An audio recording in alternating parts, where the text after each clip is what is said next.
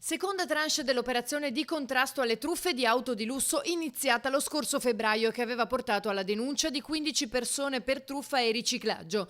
Le indagini della Guardia di Finanza di Venezia e i Carabinieri di Chioggia hanno portato ad altri 2 arresti, 2 cinquantenni di Jesolo accusati di riciclaggio, ritenuti i capi dell'organizzazione, dietro al finto concessionario OK Auto. Non se l'aspettavano e ieri Guardia di Finanza di Venezia e Carabinieri di Chioggia hanno arrestato 2 responsabili per reato di riciclaggio e sequestrato loro 400.000 euro, quale provento della truffa nei confronti di una serie di privati, i quali si erano recati presso un concessionario per acquistare delle auto di lusso dopo aver versato degli acconti non hanno visto né le macchine né i soldi.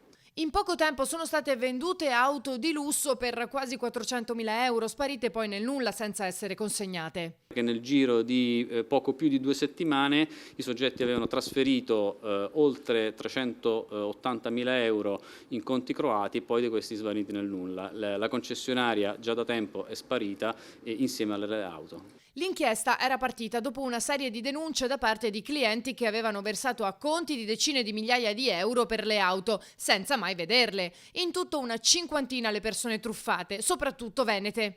Faranno richiesta, se c'è capienza sui beni sequestrati potranno avere indietro le loro somme. La Guardia di Finanza raccomanda la massima attenzione. In questi casi bisogna stare attenti, rivolgersi ai concessionari autorizzati, non farsi allettare troppo da un prezzo eccessivamente basso. Va bene il buon affare, ma se questo comincia ad andare fuori dalle logiche di mercato bisogna stare molto attenti, perché molto probabilmente dietro c'è una truffa e quindi in questi casi rivolgersi alle forze dell'ordine.